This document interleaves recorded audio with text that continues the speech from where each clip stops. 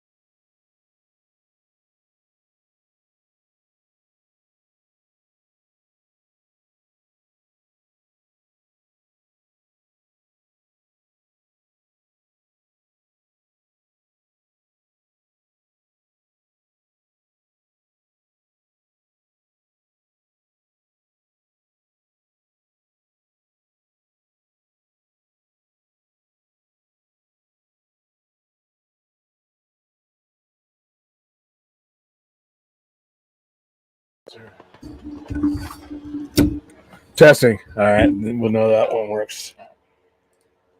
Oh, that sucks. I could not get these to go. So I'll have to play with those tomorrow. But right now, we're just going to get the show going, and I'll play with my technical difficulties tomorrow. I'm not muted. It's just the fact that the StreamYard is not recognizing the Razer, the cat earphone things, and it does it when it wants to. But it is, yeah. So something's wrong. Something's wrong with my integrated driver that goes with my computer and the recognition from StreamYard. So the other days, these last couple of days, these have been working fine, and I prefer the sound that comes from here. But something with StreamYards does not consistently recognize your input devices sometimes, because I tried it with a different streaming service, even though I wasn't online, and it was able to recognize it right away. So, all right, well, let's go ahead and just restart. Welcome to the Sci-Fi Center, semi-overnighter. This is more like a Midnight Express tonight because it's going to be a little bit shorter because I got to watch Picard Season 3, Episode 6 right after this. And so we're just going to take some questions here. And like I said, we are not muted. It's just the program that we use to stream on is not recognizing the headset and the microphone. So that sucks too, because this microphone is cool. Don't get me wrong. I paid a lot of money for this microphone, and it works fine. It's the same microphones we use at the center when we're broadcasting from there. But when I was playing around with the Razer Kitten ones, it was just, I love the sound quality a lot more than I do this one. So, oh well. All right, guys, let's see. Everybody tell me I'm muted. But I'm not muted. William Burns, how you doing, Larry? All right, I saw Howard the Duck. Depends on what you mean by resolution. I think the most sure way we're going to get a resolution to that storyline right now that really cannot be interfered with if they decide to go this route would be the comic book or the graphic novel, because it's not it's not something that's really going to interfere with what what anybody's doing on screen. Jim Lee's the head of DC for the most part. He has a decent relation with Zack Snyder. I mean, I don't see James Gunn having any issue with. I mean, comic book stories are not going to be necessarily consistent with what he's doing, and vice versa. I mean, there may be some inspiration that he uses, like he's been using, like tying everything together, like with Supergirl, Woman of Tomorrow, Creature Commandos. But as far as like actually doing a storyline, it would just like be any other storyline that you would have in the comic book. So. I've seen panels and stuff that Jim Lee is drawing. I think they're for the poster that he's going to be doing for AFSAP. But like I said, I don't see there's anything stopping them from just going ahead and making a 12-issue miniseries, and just wrapping it up that way. So let's see. Let's go down here. All right, come on. Wow, what is wrong with this tonight? All right, William, do you think we're making the second Barry the Yellow Flash? He's always wearing yellow in the trailer, and they always change a little from the source material. I think that other Flash is going to end up becoming the Dark Flash. That's my theory, is that he's going to see, what Barry's trying to fix, and there's something that he's fixing that might undo his reality. So he's going to try to protect his reality. So I think the other Flash that you see might end up becoming the villain, or some other Barry, down the line. I wish the Black Figs from the Flash movie had more justice. Let's see. Oh, here we go. Don't forget, William, Howard the Duck was in the MCU before Blade. No, there was no MCU. That horrific film that was Howard the Duck was just a comic book movie. It was it was no MCU. MCU is 2008 and beyond. Do not curse the MCU with that dreadful trash. Ugh. DC would be insane not to do a Zack Snyder Justice League comic book, but I think the company is very ideological and people like Snyder don't fit. But I don't think. See, the problem is Warner Brothers Studios, and the film division. They don't have, their paths don't overlap to the point where I don't think David Zaslav is going to care what's going on in the comics. All right. I think James Gunn may, but it's not, he gets inspirations from the comics. I don't think there's storylines that are going on in comics now that are going to happen, regardless of whether he wants them to or not. He's not in charge of DC Comics. He's only in charge of DC Films. So if somebody in DC Films wants to do an adaptation of that, there's nothing, any of these guys are probably going to do about it. Zaslav's not going to care. And Gunn, that's not his jurisdiction. So I don't see anybody stopping it if they wanted to do it. And the only person that would need to make that decision at that point would be Jim Lee and Zack Snyder. What if they make a Dark Flash, basically Yellow Flash? Well, I haven't seen a figure for Yellow Flash. I've seen a figure for Dark Flash, so I'm thinking they're going with Dark Flash.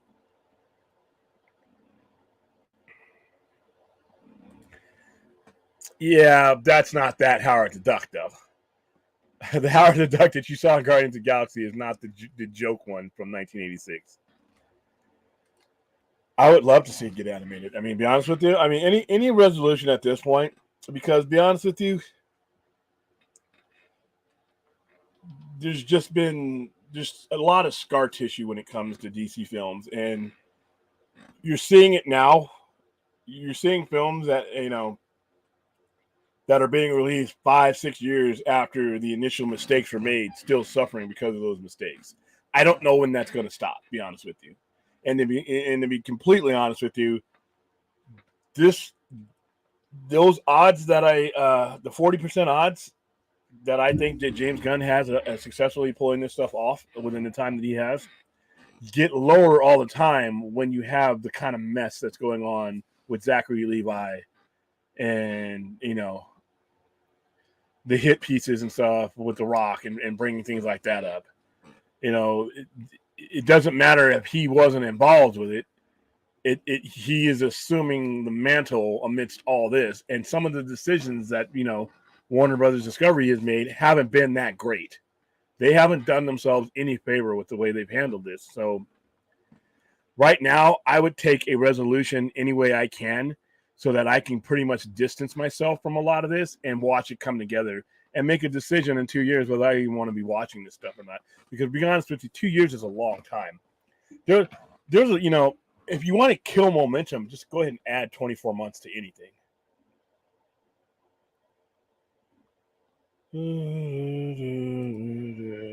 A great community channel that I follow, link to website on to block gritters YouTubers, that which I definitely will, since I'm tired of seeing the stupid pop-out ad. Okay. Who's a gritter? You lost me, Chappie. Sorry. Animation is cheaper and more likely you can get it in elsewhere than a big event. Yeah, I mean, I'm okay with it. What they're doing being animation. Like I said, my box DVD set was, to finish telling all the storylines would be animation. Not only because it'd be cheaper, which is 100% true, but it'd be cool. If any of you guys are old enough to remember Animatrix back in 2003, they did different forms of animation to tell the story of how the Matrix came about and some of the things that are happening leading up to the last Matrix movies. And I thought it was great. And they also did the same type of thing with Blade Runner 2049 and some of the lead up animations, Google or YouTube Blade Runner Blackout. The kind of information, the animation that they did there was fun. And I would love to see it in animation. I think it would be great.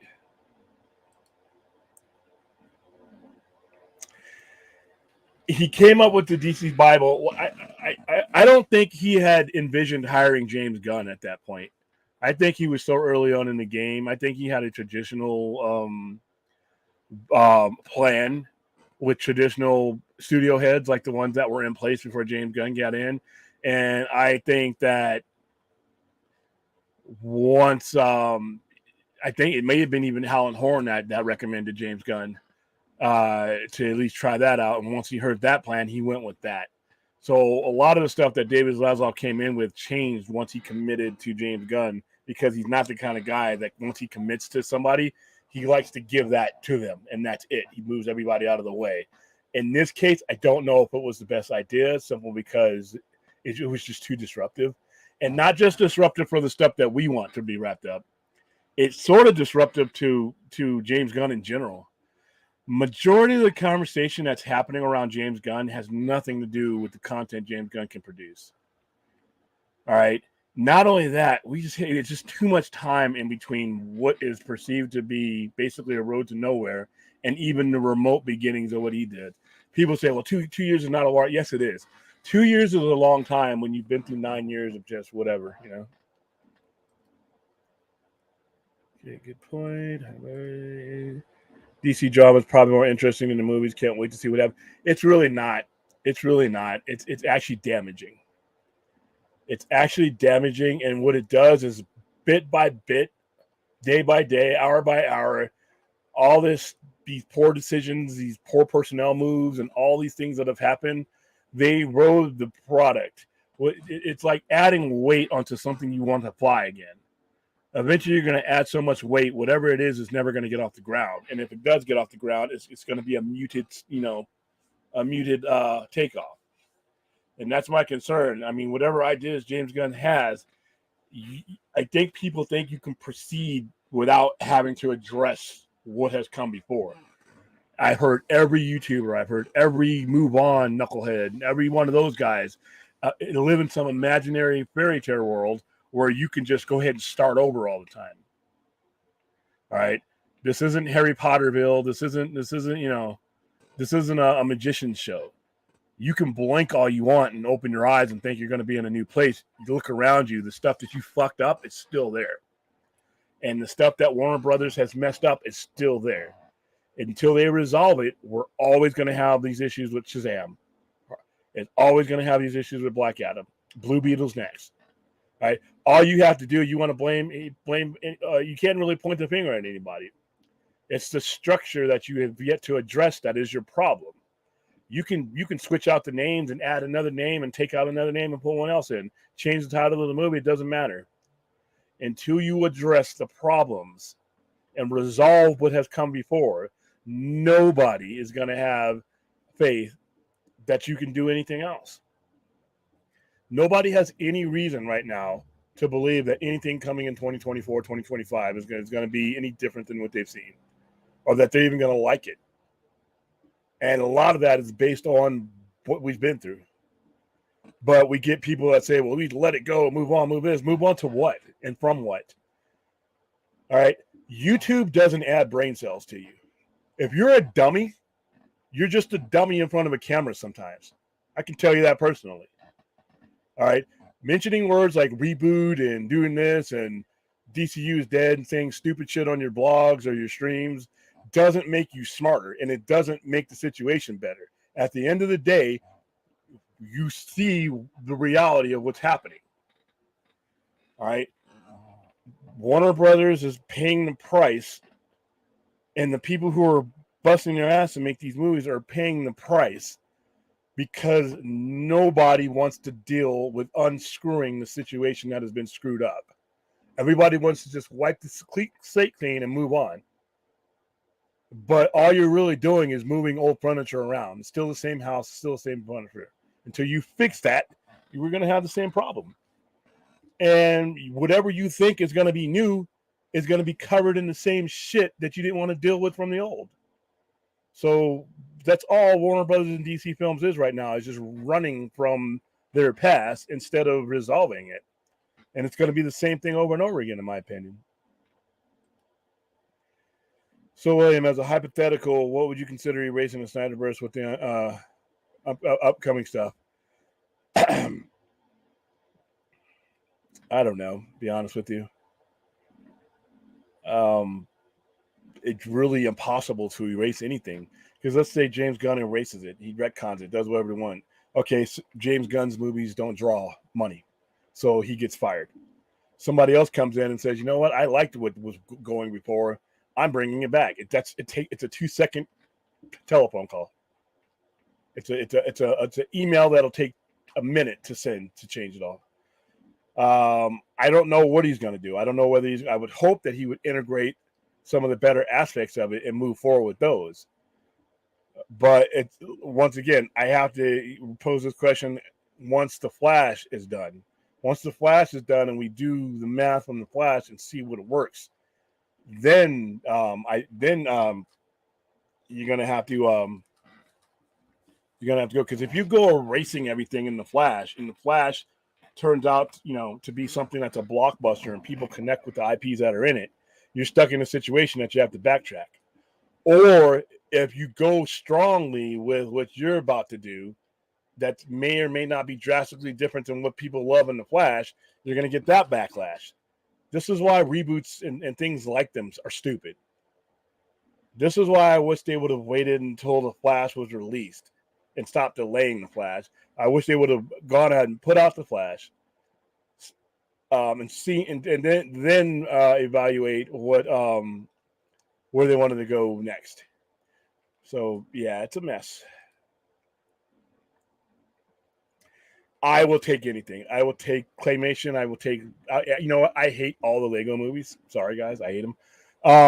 But I'll take a Lego movie if it meant finishing it that way. I'll take it in any form I can get it. William, what's your take on Levi saying he was bullied by fans and The Rock screwed Shazam too? I personally can't imagine The Rock would stop them from using Hawkeye and Shazam's post credits. I can see him using it because I don't see. He probably looked at Shazam and saw Shazam for what it was, which was not much more of an impact than what his movie was. As far as Zachary Levi being bullied by the fans, we know we have some toxic, extreme people out there that are the loud ones in the room, but I never bullied. I prefer the Snyder product, and I never bullied him. I supported the hell out of both of his movies. I think Zachary Levi should shut up at this point. He's not doing himself any favors, and he's looking like somebody that can't deal with the inevitable failures of Hollywood sometimes. Even the best actors and actresses have a bad day at the office. Tom Cruise had The Mummy. It happens. You don't see Tom Cruise shitting on everyone around him when that goes down. So, and I like Zachary Levi, but I mean, right now, every word he says, I think, just makes him look bad. You're not going to touch The Rock. All right, stop trying. The Rock's a billionaire. All right. It's just not, you're not going to, whatever people are trying to do to The Rock, it's not going to stick. Zachary Levi and Dwayne Johnson are not on the same level. It's just, they are not. So I don't see what Zachary Levi coming out with all this and adding to any of this does for him. Other directors and other producers are going to look at this and be like, this is how you handle adversity. So, yeah, and as far as bullying by the fans, but none of the fans I know. And like I said, be careful when you say the fans, because a lot of these jackasses like to group us up with the crazy people. They want to group people like me who just want to see an ending to something that they began, and they want to group us with the people who make death threats and tell people to kill themselves and all that. And their lack of common sense and the toxic fans' lack of common sense doesn't help. It doesn't help that the toxic fan is doing what he's doing, and it doesn't help that the numbnuts who wants to identify and put us all in the same basket is doing what they're doing. So I'm pretty sure that he had some fans probably come at him. But as far as bullying him, I don't know. I can't tell just from his response whether who is bullying him and who is just critiquing the film. I mean, you're in the public life, and I'm not condoning some of the things that people may have done, but at the same time, I mean, once again, every time something goes south that these guys, this previous regime pushed, every time it goes south, they want to blame it on the people that they screwed over. It's our fault that Black Adam didn't do well, even though most of us went to go see it. It's our fault that Shazam only never broke 400 million, and this one's never going to break 400 million. It's our fault, even though we're the ones that they screwed, and we still kept coming in movies. They screwed the general audience. All right, I'm sorry, Zachary Levi, and everybody who worked on Shazam, that the way things have been handled the last 5 or 6 years screwed your movie. I do regret that. Even to the point where everybody who worked on Black Adam. Sorry, I regret that the way they bungled the whole Snyder situation, instead of just leaving it alone, that those decisions screwed your movie, because that's what happened. And a lot of people on YouTube don't have the brain power to push the dial back, to where this started. You're blaming it on The Rock. That's way late in the game. You're leaving out a whole bunch of names before you even get to Dwayne Johnson's name. There's a whole bunch of executives that screwed this up long before he even had the opportunity to. But we can only, I guess we can only, our minds can only, go back 3 months, 4 months. We're talking about, the Justice Society didn't end up in Shazam. Oh my God. But we're not talking about the several executives who completely screwed all men at DC. We're one man who did more to get Superman back on the screen than all of those executives who got fired combined did. We're blaming The Rock because somebody else made a bad decision to go in a different direction from Cavill. Whose fault was that? So, yeah, we got if Zachary Levi or anybody wants to blame, to point fingers at why, the cumulative effect of his movie ended up taking a hit, then he needs to go look up Wikipedia and hit that little backwards button where it shows you who the executives were prior to the ones that are currently there now. There's your list right there. All right, aside from resolving the Snyderverse, the latest hit pieces and drama just make me believe that much more that WB have still not and still need to reconcile the mistakes. Exactly what I said. I think we're reading each other's mind. Big Rich, they gave a tease with the animation style of Teen Titans. Yeah, I heard about that. And like I said, Sock puppets. I'll take sock puppets.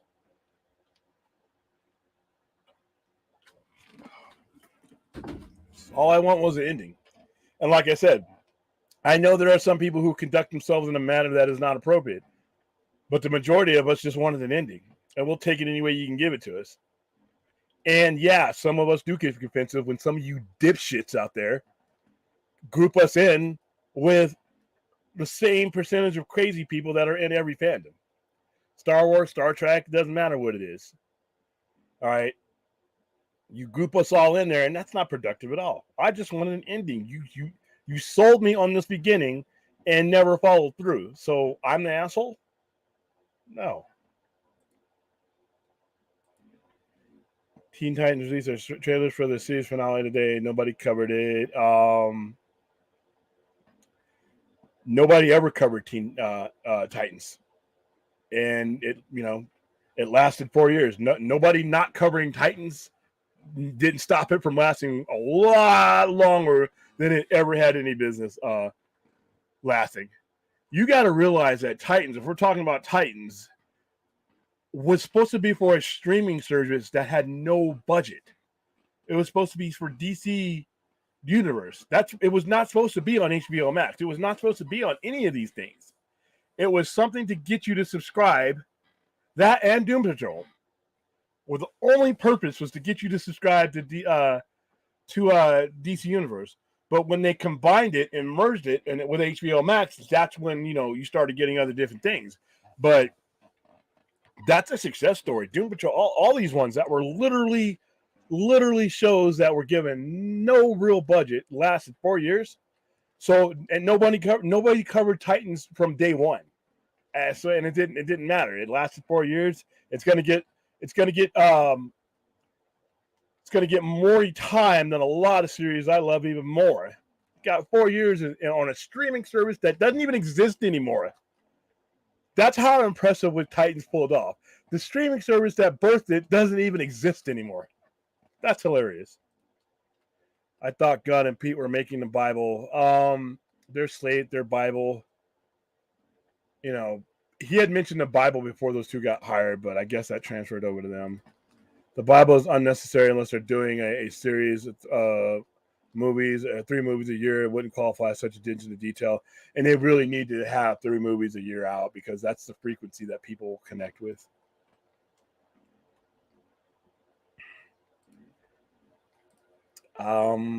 If I never get a Blue Beetle trailer, I'm cool. If I get one tomorrow, I'm cool.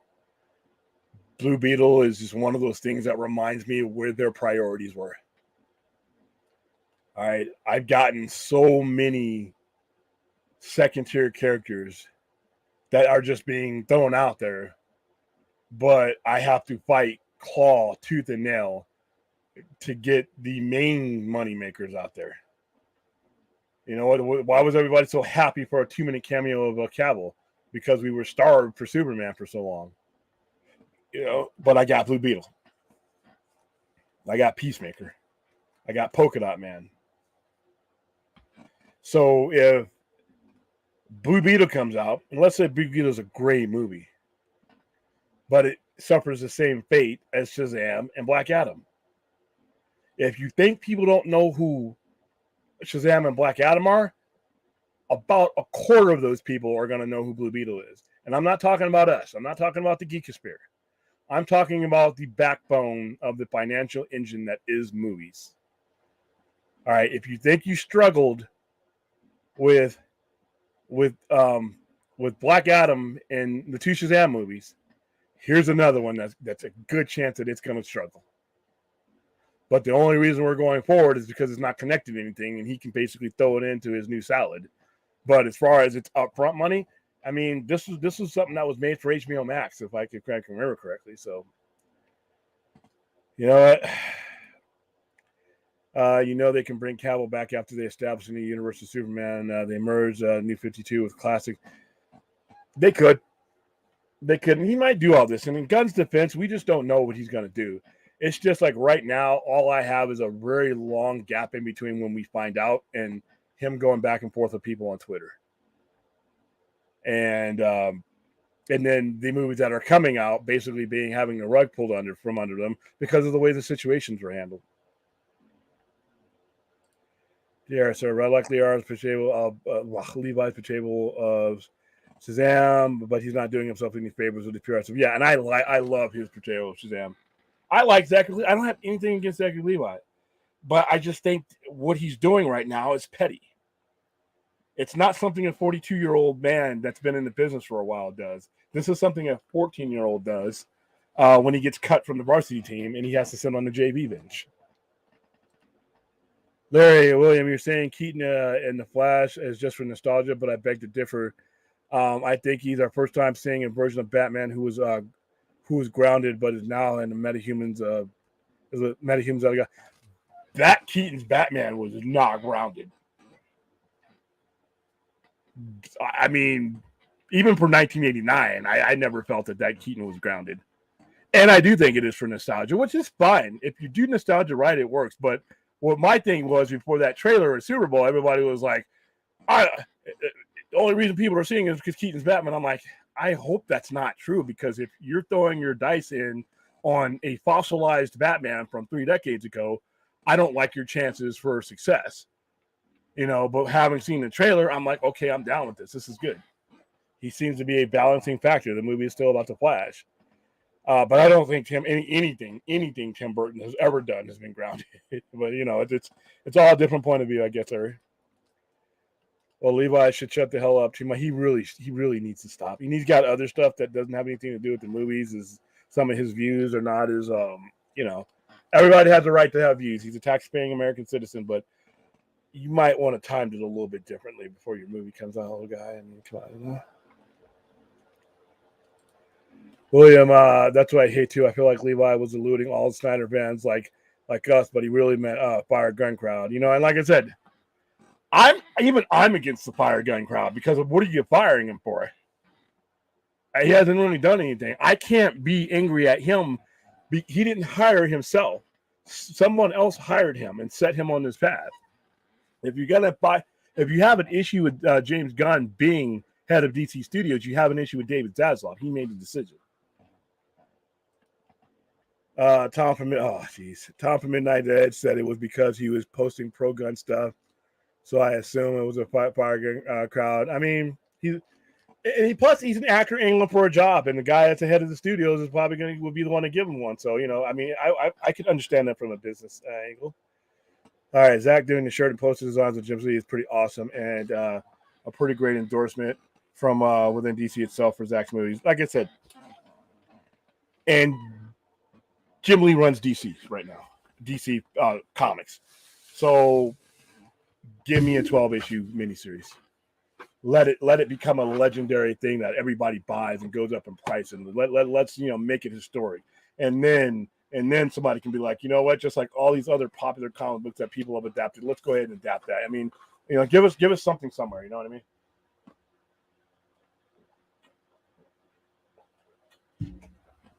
Wow.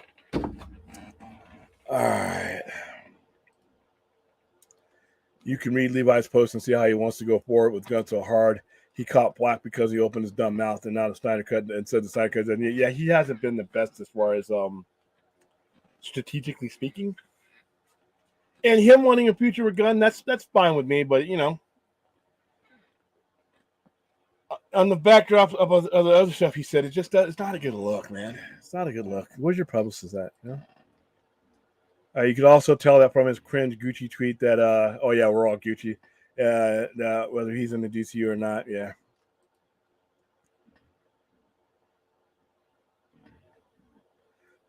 He's 42, so he's a good-looking 42. But hey, he's 42. Bye, damn dude. I guess we're done. All right. I wish YouTube didn't get people hyped up with the Zach video with one Darkseid voice. People are gonna be let down as fuck when it turns out to be nothing more than a commercial for SnyderCon. Yeah. But it's hard for me to tell people not to get excited about things when all DC Films has done for the last 8-9 years is let them down. I wish they wouldn't. I agree with you, Slipknot, but I can understand human emotion too. Speaking of age, I turned 40. Everyone, hey, welcome to the geriatric club, buddy. I'm going to send you your diapers and your Golden Girls boxed VHS set, Matlock, and everything else. And then I'm going to give you I'll give you a list of those sounds to start listening for when you get out of bed and it's popping and shit. So there you go. That's right, William. I'm catching up to you here. I have to say, after watching Reeve as a kid, seeing Cabo, who's my age, instilled a whole new other hope in me. Yeah, and plus those guys got money. When you got money, you can look good forever. There you go. I don't even know if Integrity's here and they're speaking for you. I'd seriously be worried about Blue Beetle right now. Shazam too. Me too. If I were WBDC, thanks to the old regime, generally good DC movies are struggling through no fault of their own. Yeah. Once again, why am I getting a Blue Beetle before I get? You don't even know who the hell Blue Beetle is without the Justice League. All right. It's a cool concept, and I'm not saying don't make those movies, but you got to do things in the right order to give them the success to thrive. You put Blue Beetle out and around a Justice League type atmosphere, rising tide lifts all ships. We just keep throwing these movies out because they think, and they've been listening to some of these dummies do it like Marvel did. Nobody knew who Iron Man was. Yeah, unless you lived in a cave. Even if you're a general fan and didn't know who they were, okay, let's go with that. Okay, no one knew who Iron Man was, right? Didn't matter. If you're running Marvel Comics and you have faith in your story and your plan, you're going to do what you're going to do because you believe in what you're doing. DC had a huge advantage because everybody knew who those characters were. Marvel did what they did because there was no one else to go with, by the way. Like I keep explaining, because of Marvel's near bankrupt situation in the early 2000s and late 90s, they had sold many of their IPs to other companies. They didn't have any other IPs to go to that had the stature that the Avengers had. They couldn't go with Fantastic Four. They couldn't go with Spider-Man. They couldn't go with X-Men. All right. So it was Iron Man. It was the only IP group IP left was the Avengers. And if you're going to tell the founding story of the Avengers, you start with the founding members of the Avengers. You started with Iron Man. You went to Thor. Captain America wasn't one, but he was close enough 4 issues down the line. So it's not like they were, woke up in the middle of the night and said, I have a genius plan. Granted, they executed it very well. But they started with the only major IPs they had left, and they basically told the story that the comic books did. So, yeah, you can't do what they've done. You just can't. And I heard all these people are saying, well, not everything's about Superman and Batman. If you don't want to go out of business and you're running a comic book centric studio, it is. It better start with those guys. It better include those guys. And those guys better be in the neighborhood if you're going to try to pull off a C-lister. If you're going to put a guy in a cape with anything but an S on his chest, you better have that guy with that S on his chest somewhere around. All right. If you're going to put a guy with a whole bunch of gizmos and call himself Blue Beetle, great. There better be a guy with a bat on his chest somewhere around on the schedule. If you're going to put Blue Beetle out in August, Batman better be coming out in October or before then. Otherwise, what reason do we have, no matter how good Blue Beetle is, to know that it's not going to go the same fate as Black Adam and the Shazam movies did? And Black Adam had a global superstar in it. So until you fix this, it's like a fungus. The stuff that the Hamada regime did, the stuff that the Tishihara and I know I'm butchering his name, but I don't care. Tishihara and Emrak and Sarnoff, the things that they did are still giving off fungus. They're still giving off spores, and other movies are paying for them. And ultimately, we got 2 years for that fungus just to sit there. And in 2 years, instead of, being excited about what's coming, we're either going to have apathy or you're just going to hate it, just to hate it, which I think is sad, just to hate something. But like I said, human emotion is what it is. There's a cause and effect. When you handle things the way they've handled things, this is the effect you get. What's happening with DC Films didn't just come out of nowhere. And you just can't blame the fans on it. The fans were the consumers. All the fans wanted to do is give you their money. You didn't want to take it. So that's stop blaming the fans. I know YouTube is there's a lot of YouTubers that just make their YouTube careers off of blaming the fans while completely giving the corporate structure a pass, which is kind of sad. All right, Faith William versus Faith. All right. Oh, if the Blue Beetle has a generic superhero, looks like Shazam and Black Adam had generic humor, bright colors, low carrier sweepstakes, it'll bomb. Well, like I said, I'm going to give it the same criteria that I said months ago and years ago when I heard that these movies were coming out. The biggest hurdle that they have is that they were Shazam and Black Adam. That's the biggest hurdle, and you weren't going to overcome that. All right, Blue Beetle, same thing. And I'm not saying that Blue Beetle cannot overcome that hurdle, but it's the biggest hurdle it has. Just nobody knows who it is. And they haven't done anything in the last 5 or 6 years to make you care about it. And like somebody told me the other day, by that notion, well, you couldn't start MCU in 2008. Well, first of all, DC is not the MCU. And not just because of the success that each of them have or hadn't. You approach DC like DC, or you're going to fail. And that's where all the failures have come. All right. When Marvel has done things, when Marvel, they took the time they had no choice but to build up whatever you want to say about Iron Man, Thor, and all these. You want to call them B-listers? You're crazy. But let's go with that argument that they're B-listers. Out of necessity, they spent the time to build them up, and they didn't blink at the point of adversity because they had nowhere else to go with their characters. So they built up Iron Man. They built up Captain America. They built everybody knew Captain America was. They built up Thor. They built up the derivative characters around that, and they kept going. You were fed a consistent diet of those characters, even if you thought they were B-listers at first. They kept them going. But DC doesn't have to do that. There is no such thing as a B-lister in DC's Trinity. You all know who Superman is. You all know who Batman is. You all know who Wonder Woman is. Most people know who the Flash is. Most people know Aquaman and Green Lantern are. They didn't have to go through what Marvel did. So you can't apply Marvel being forced, basically, to start with the characters that they had because they didn't own the rights to the other ones and what DC had at their disposal. DC had much more at their disposal. They just decided not to use it. What up, William? How you doing? That's Tucker Aguilar. I don't see Gunn's reboot will work at all. I don't think he's doing a reboot, but if he only looks good to some people because the model was such, yeah.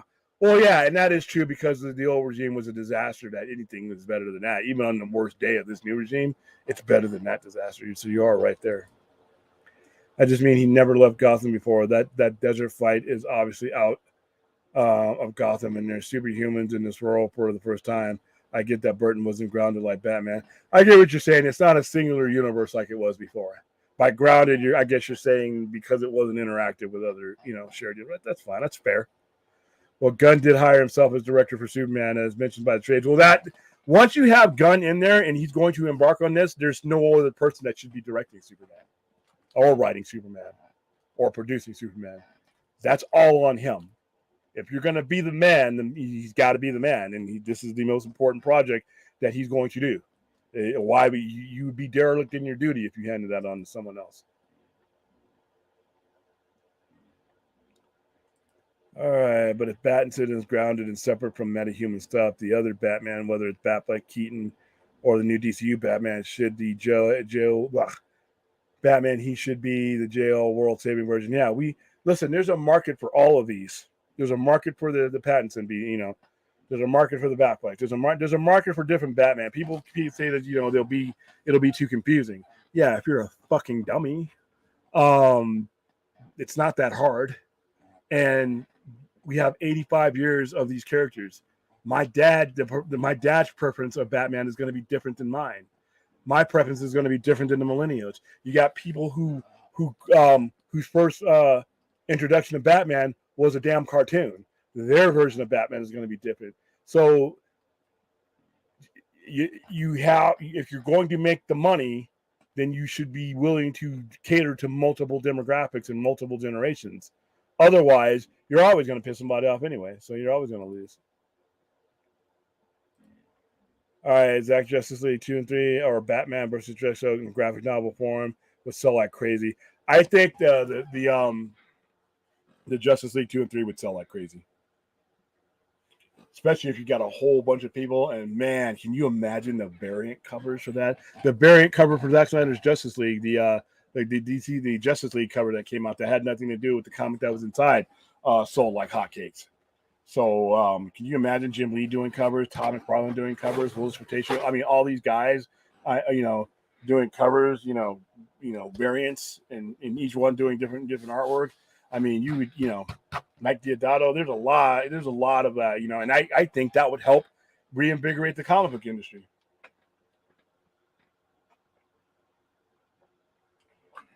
So, give me an ending. That's all I ask. Let's see. All right, Michael K. William, I think you underestimate how much people didn't like Zach's vision of these characters and happy he left for Netflix. No, I think that remember what I always say: math is undefeated. Math is not going to lose to an opinion like this. That is your opinion, and you're welcome to it, Michael K. You have the right to it. $870 million, $1 million. That's unrefutable. All right. The last Superman movie that hit the screen before Man of Steel didn't even break 400 million, or barely broke 400 million. All right. It did poorly enough to where they decided to scrap that whole thing. The very next Superman movie that came out made almost twice that much, $678 million. The next movie after it made $871 million. Now, if you just apply common sense, make your minor adjustments, but stick to your plan, you will probably get to where you wanted to go. Because Aquaman and Wonder Woman those are Zack Snyder characters. Zack Snyder helped write that movie. Zack Snyder was an executive producer. He casted Gal Gadot. So that's a Snyder movie. It did well. People liked her. Aquaman pulled in $1 billion. Aquaman was on the natural trajectory that a good Justice League would have put him on. So I don't know who you're talking about when you say how many people didn't like Zack's vision. Whenever you do DC films anywhere, no matter who's doing them, it's going to be the same thing with James Gunn is going to get the exact same divisive heat that Zack Snyder did. And you know what? James Gunn should go forward.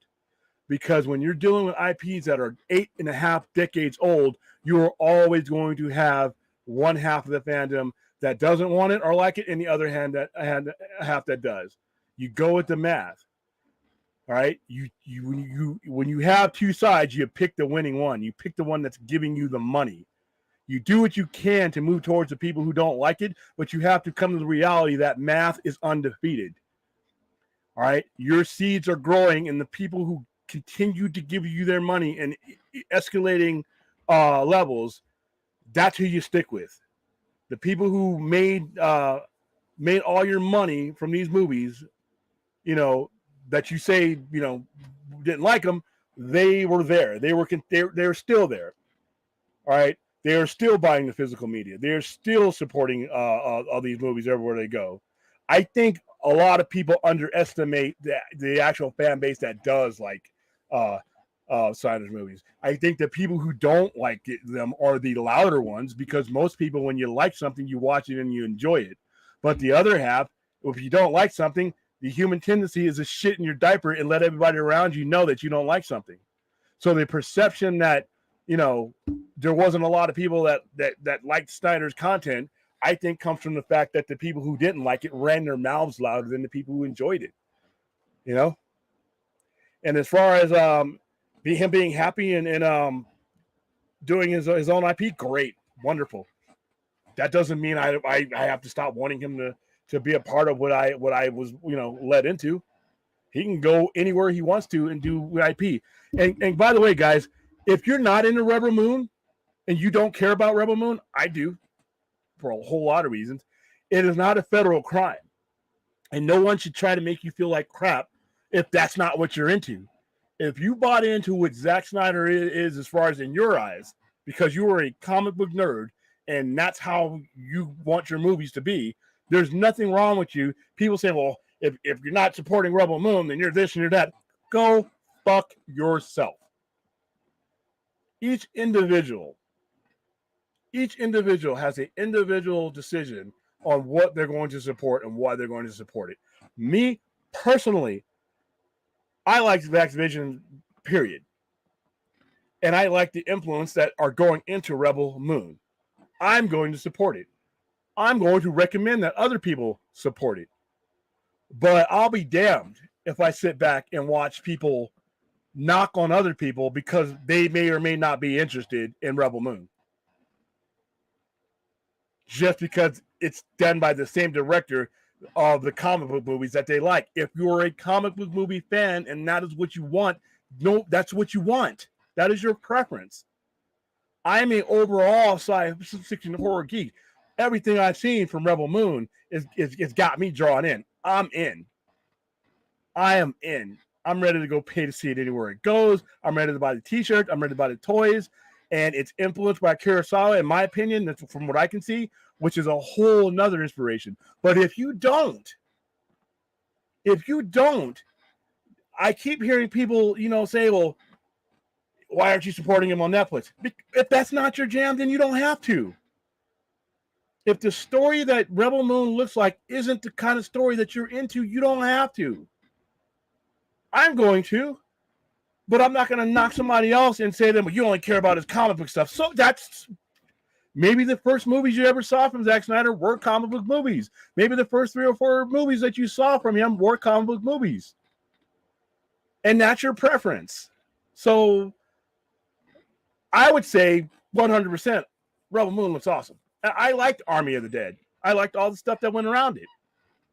But that doesn't mean that everybody who doesn't like the rest of his content because they are geared towards comic book stuff is some kind of asshole. And I keep hearing that, and not you, Michael, but I keep hearing that over and over in some of the streams I listen to, and it aggravates the hell out of me. I have made the personal decision that I'm going to support it because I support the vision, just like Denis Villeneuve, Ridley Scott, Michael Mann, any other visionary director. I'm there for you as long as you continue to produce high value content like he has. But there are people that I know that are strictly comic book movie fans. That's all the movie, and there's nothing wrong with that. So them not supporting it, they shouldn't be taking daggers in chat rooms and YouTube streams because of that. That's bullshit. All right, so fourth 100 almost reminds me of Odell Rules, Billy Madison. I hate that movie. Let's see. All right, Blue Beetle isn't a big budget. It's just going to bring Cobra Kai on. It just had to bring the Cobra Kai on. Yeah, I mean, it's what, $75 million movie? I just hope that, when it's low budget and it's supposed to be a movie about a high-tech guy like that, you get what you pay for it, but here you go. Don't forget William George Lopez spilled the beans that Batman is in Blue Beetle, so there will be a guy and a bat on his chest. Do you know what they need to do? If that's the case, I don't know if that's 100% the case. I know he said that. Then you need to be knowing that now. I need to that Blue Beetle scarab. You need to put a bat over across that. You need to be letting everybody know, and if he's in there significantly, depending on what Blue Beetle we're talking or what Batman we're talking about, then that needs to be in the trailer. Batman sells. All right, and you give yourself a chance with Batman. Sorry, William, I got to be one of those dummies. General audience did not know who Iron Man was, but Favreau bought that fire, and people felt the heat, and the movie did well. I think you're wrong. No, I'm not. A lot of people knew, more people than you guys are giving credit for knew who Iron Man was. But even then, you forgot about my sub point. It didn't matter. It didn't matter because unlike the Hamada and the Tishihara and the Imrex and the Johns and the other goons, Favreau and Feige and all those guys weren't going to listen to people shitting in their diapers about their movies on the outset. They knew what they were going to do. They were employed by people who knew what they were going to do and had faith in the people that they hired. How about that? All right. More people knew who the hell Iron Man and Thor and Captain America was. And it didn't matter to them because they had their plan and they were going forward with their plan regardless. For one, they didn't have other characters. And B, they believed in what they were doing. That's the most significant difference between what DC was doing in 2013 and what Marvel was doing in 2008. All right. They had their circumstances and they built on those circumstances. They had nothing to lose. All right. There was no expectations for no one ever played Iron Man on the big screen. All right. No one had ever played Thor on a theatrical big screen. Same thing with Captain America. You had that shitty movie in the 90s. So there was no comparisons to anything. You weren't going to have the belly aching people in their cribs saying, "Well, that's not my Superman. He needs to be hopeful and smiling and picking up cats and dogs and kissing librarians and doing all that other crap. That's not my Superman." You didn't have that with Marvel because there was no other versions of those characters. So that's another situation altogether. When Iron Man didn't pull in $1 billion or whatever, they made more movies. All right. They didn't make these movies tracing $1 billion. They had their plan and they kept to their plan. That's the main point there. Whether 1 million, 20 million people knew who Iron Man was or 3 or 4 people knew who it was. When you have faith in your plan, that's your strong point. DC did not have faith in what they were doing. All right. You had unqualified people countermanding people whose job it was to make these movies. And we ended up what we ended up with. And guess what? It's a gift that keeps on giving. Because now look what we have now. This is the end product of years. Shazam, Black Adam, Suicide Squad, Harley Quinn, all these movies that didn't make any money.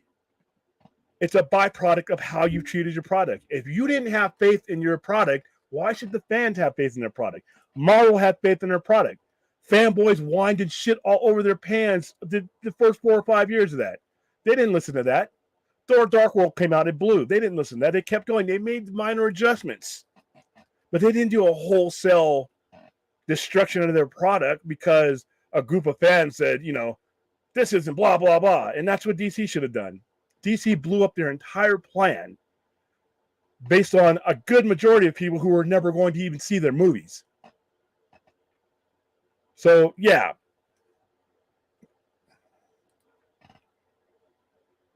It's a wrap for Fury of the Gods with John Wick 4 coming out this weekend and with good word of mouth. You know what? Everybody who I know that saw Fury of the Gods gave a good word of mouth. Maybe you could have strong weekends. I think John Wick has spent more time building its brand than DC has with the movies that they put out. We're on chapter 4 with a consistent linear storyline that has gone all through these movies. They've done the work to earn the money. These guys haven't. Michael K, I guarantee you the pro-Snyder and anti-Snyder fans cancel each other out. Most likely. And even amongst that, none of us are really the majority. The difference between Snyder and these 3 current DC movies is Snyder made films, not comic book movies. 100%. I believe Affleck wants to continue in the film line, not the comic book movie. Yeah. I can't disagree there.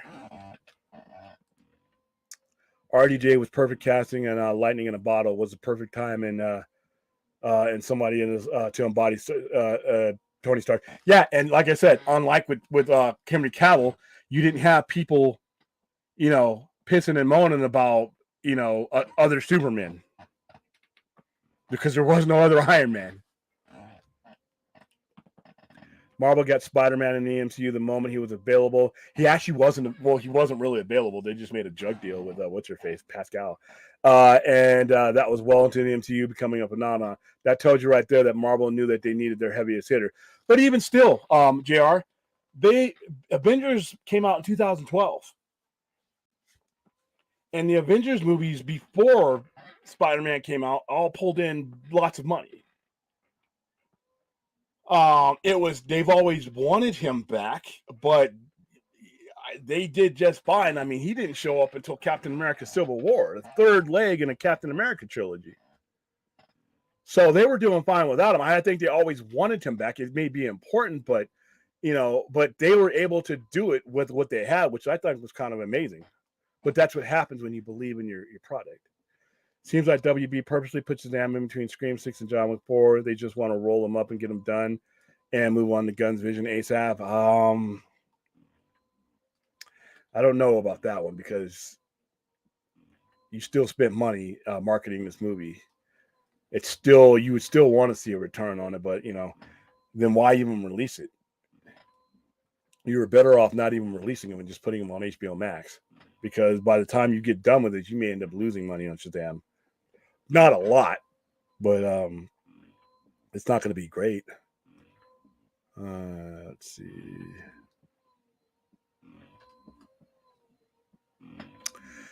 All right, the majority of I think the majority of DC fans are general audience people who just will go see a DC movie.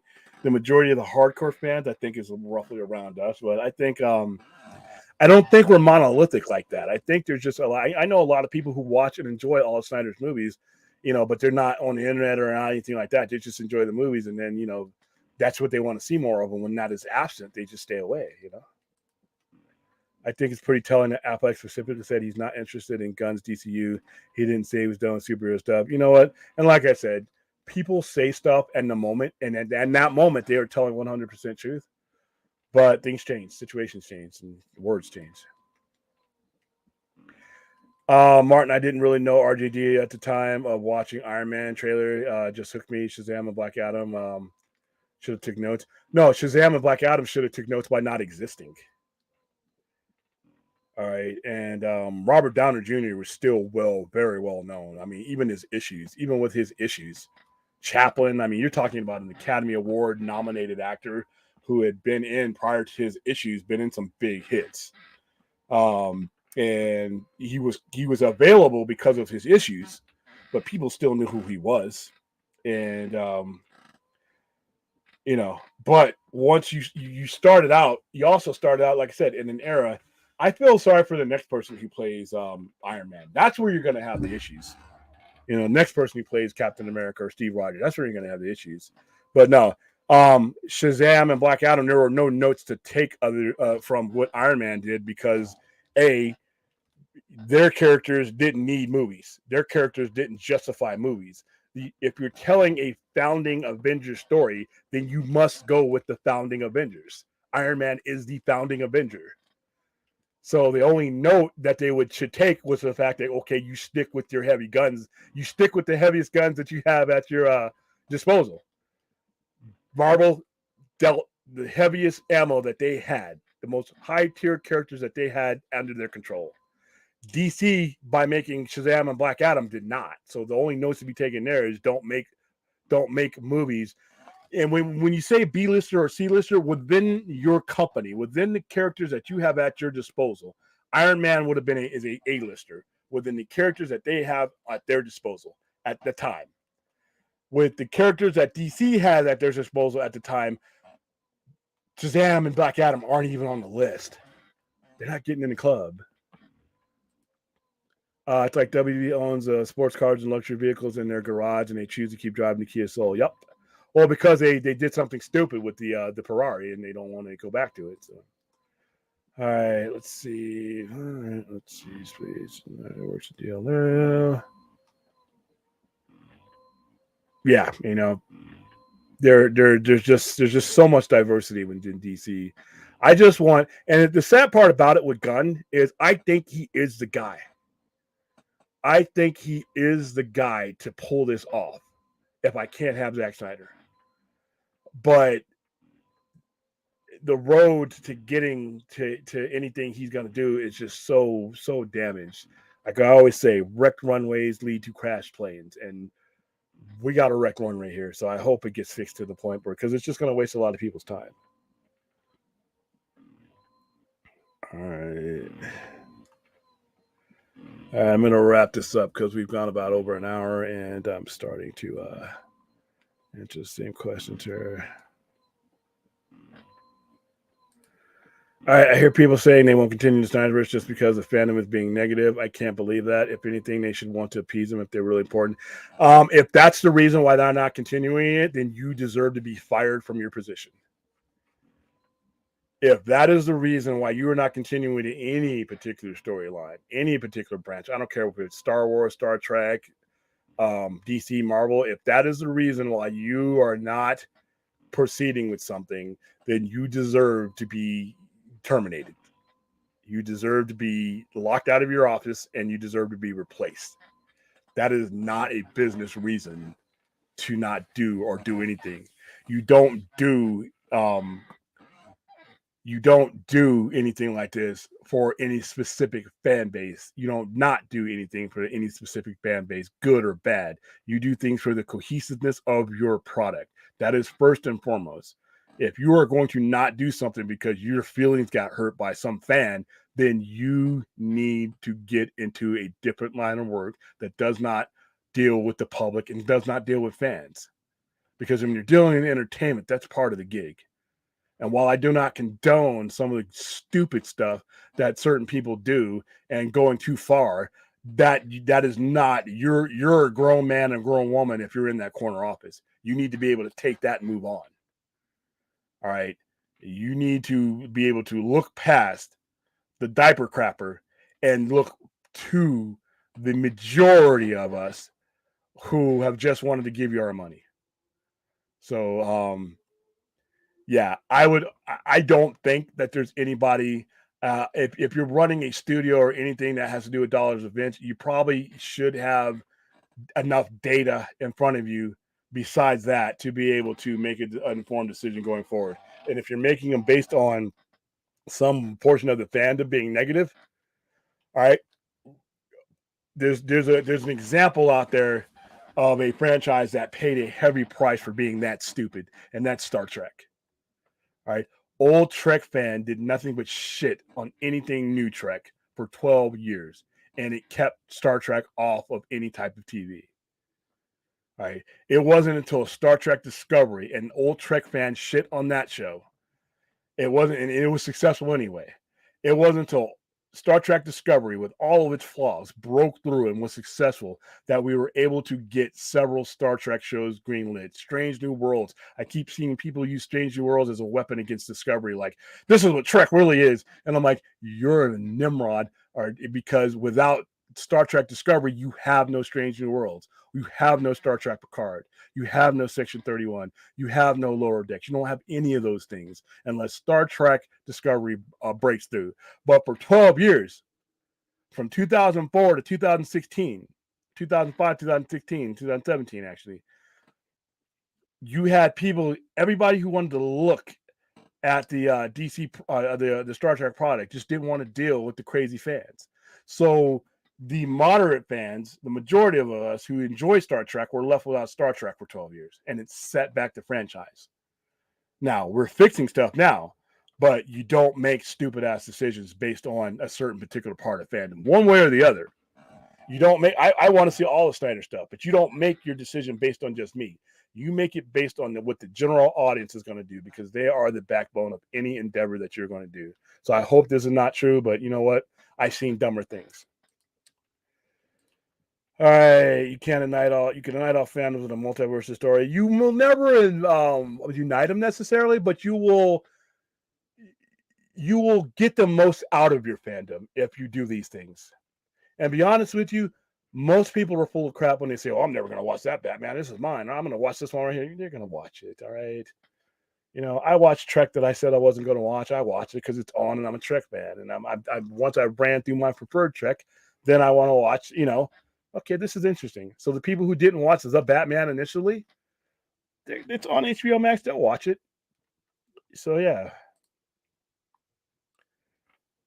All right. If WB had let Snyder finish his run at the time, none of this, yeah, we would be done. We will be done, and then you could have credibly entered anything you wanted to because you would have, you wouldn't have left the trash on the floor. But they paid the price, man. All right. Do you also agree with me that what really matters is what comes out and is around for history? The quotes about what's happening to keep us riled up, etc., is way less important than the wrong. It is. It is. But everybody, these guys who make their money off of clicks, they're exploiting this. This is the news for them. Like I said, I have crumbs for subscribers because I don't my headlines and thumbnails aren't the bullshit ones that get people pissed off and get people coming in to clash with me. I mean, and then that's what a lot of these outlets are doing right now. All right. Yeah, he's seen everything, man. He was in an orange jumpsuit in a courtroom in front of a judge. The guy woke up in somebody else's bed, broke into a house after drugs and drunk. He was so drunk he didn't know where he was. People know who Robert Downey, for better or worse, they know who Robert Downey Jr. is. And you also had Tropic Thunder, which is he got nominated for an Oscar for that one. So he wasn't some little star that no one knew. All right, Darth Scipio, William Ben Affleck is over 50-year-old and doesn't care about superhero films. He's too old. Simple as that. He's not. He's 50 years old, but he's not normal 50 years old. He's movie star 50 years old. Like I said, I mean, I don't know where that comment is supposed to mean. I think if he had a better situation, it wouldn't matter if he was 80. He would have continued. All right, let's see. I'm about to wrap. I'm skipping around now. Because I'm starting to get tired. By the way, question: if Flash makes $1 billion, how do you think this will affect DC moving forward? If what I say is true and math is undefeated, then that math would at the very least influence what goes forward. If I can't see anybody worth their job ignoring $1 billion movie if people connect to it in that way. So, all right, guys, I am going to go ahead and wrap it up. I pretty much been on every night this week. I think I haven't skipped a night, so we're on Wednesday. So I will definitely be on tomorrow, and we'll definitely be on Friday, and we have our OverNighter Saturday. Remember, guys, I'm gonna get with some people that help me out because I've never held a charity event before, but I will be doing an OverNighter on Sunday and Saturday and Sunday. So there's a good chance that the charity stream that I'm going to be doing is going to take place over the course of the weekend. So you guys have time. So I'm going to get with people who have ran these things before to get their help. And like I said, my goal is to raise a total of $2,000 for not just mental health and the AFS, American Foundation for Suicide Prevention, but I want to make money and get money into the hands of people who provide free and good quality mental health, because I keep hearing so many times. There's a YouTuber I listen to all the time. Her name is Roxy Stryer. She's never going to watch this show, but she was upfront about her mental health issues and trying to find the right person and how hard it was. And I'm like, that's devastating. You're already trying to fix issues and you have to go ahead and try to fix the healthcare system. You don't need to do that. That's time. And before we get to the point where AFSP is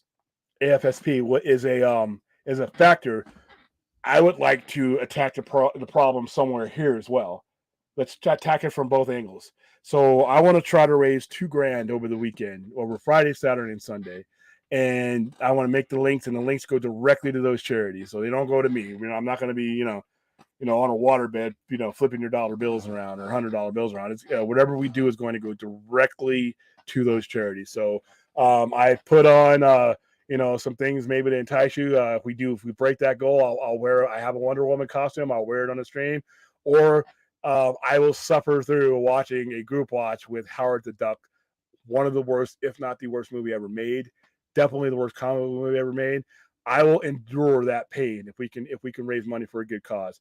All right, guys. If I didn't get to your questions tonight, go ahead and feel free to bring them up again on tomorrow night's stream. But right now, my eyeballs are starting to dry up, and I'm still dealing with allergies, but not as bad as they've been. But we'll be back here tomorrow, so you can expect me around 11:45. I might even make the stream early so that you guys can just basically set your clocks by it. All right, guys, thank you once again for being the best part of this YouTube experiment of mine, and I will see you later on tonight. I almost hit the 30-second button. That's how tired I am.